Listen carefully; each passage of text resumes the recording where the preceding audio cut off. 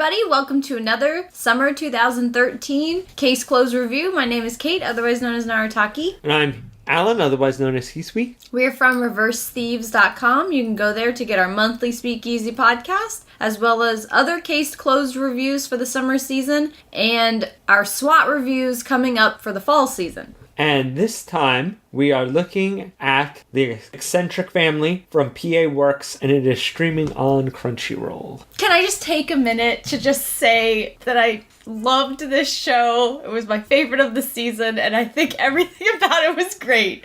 That's the end of my review, Al. We can turn it off now.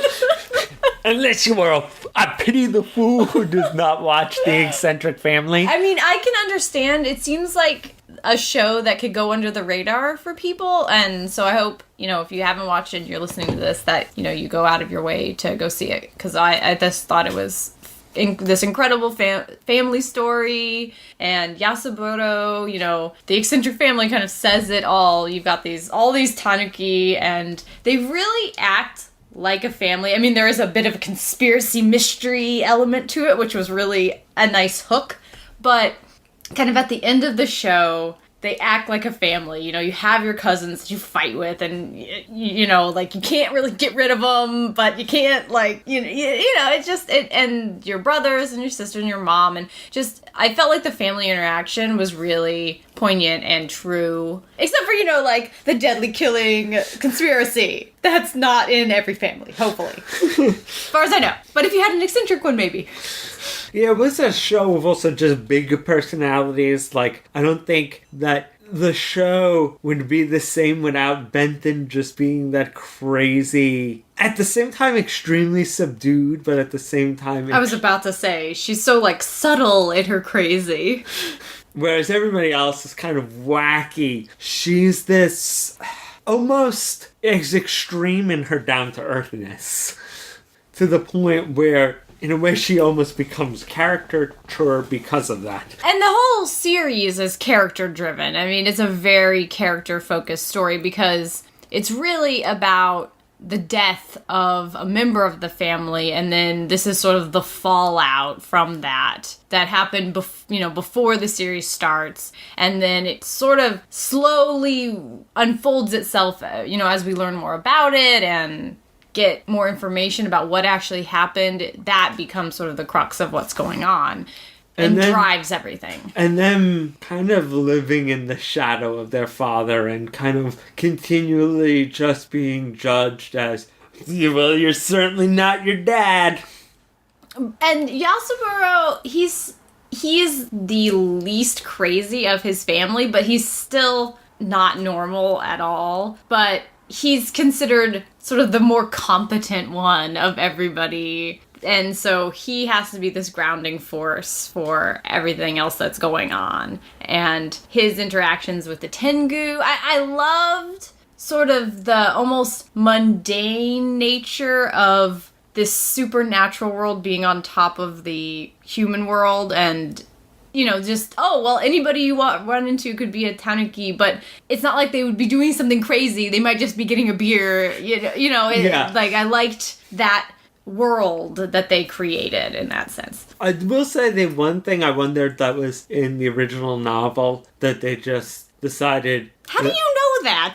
How do you know what you're about to say? No, I'm curious if this got answered in the original novel. I thought you said this was in the original novel. No. Oh. I'm curious if this was in the original novel. Was that whole big tree incident where the mentor got injured and couldn't fly again? They keep implying that Benten and Yasuburo had something to do with that, and I thought they'd go back and explain that, but they never do. And I wonder if that's just, you're supposed to just kind of by inference, that in the series, they had something to do with it, and it's basically like a secret between the two of them. But I always kind of expected, of all the things, because a lot of little things that you learn are basically Chekhov's gun that come into play at the end. That was the only one that was never explained.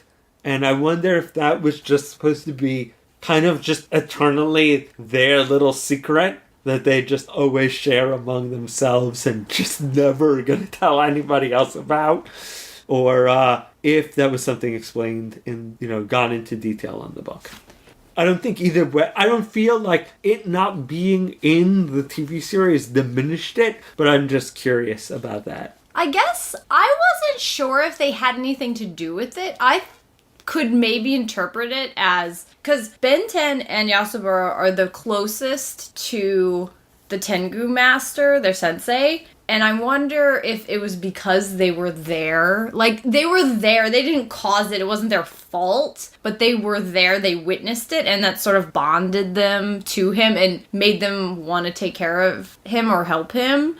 But also, yeah, you could interpret it as guilt, like, that's why Ben 10 leaves and can't stay, and is constant and sort of has this arc of coming back in over the course of the series, and Yasubaro is constantly trying to help. And you could interpret that as guilt. We never see what happens there, so I think in many ways both interpretations are valid, because they never directly say anything that says, man, we totally did something bad there, and we never see the incident, so we can't even speculate on how much they were involved. But I thought that was an interesting point.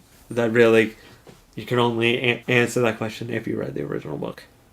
And I feel like the thing we haven't brought up yet, which is so important to the series, is that it's really funny. It's really wacky. I mean, maybe that came off from some of the other things we were saying, and of course it's the eccentric family and dealing with your family. But it is really funny, laugh out loud, crazy things happen throughout the series, but I think it has a lot of heart too. It's almost like a supernatural sitcom, because it has a little bit of both. Yeah, I definitely remember the same person who wrote the book this is based on wrote Tatami Galaxy, and it had a lot of that same kind of real but then hyper crazy, and there's some supernatural elements, but it's almost mundane in its crazy supernaturalness. It's a very specific type of extremes that kind of meet in the middle.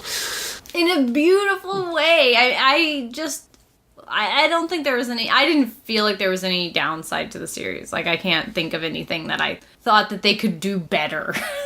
And it is one of those series where it really does pay to pay attention, because lots of little... Like I said, lots of little things that are set up several episodes back will spring on you, and you're like, that's why that was important. Everything came together at the end. We were lamenting that there wasn't more revenge, but it's not really that type of show, and I feel like the truth came out, and you couldn't really ask for more than that. And when dealing with family, there is a lot of forgiveness that has to go around, and I think that was the big point of the cell phone scene in many ways. Definitely recommended. Absolutely. My favorite. Watch it. All right. See you guys next time.